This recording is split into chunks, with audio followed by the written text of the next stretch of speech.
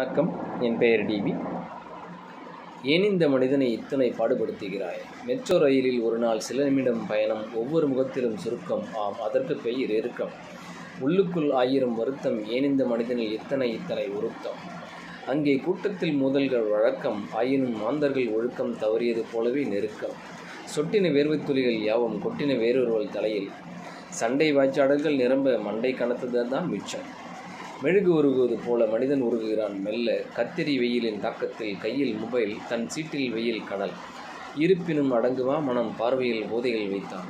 சிலர் முகத்தை ஏன் சிந்தனையில் தைத்தான். சிகிப்புத்தன்மை அறிந்தவர் எவருமில்லை.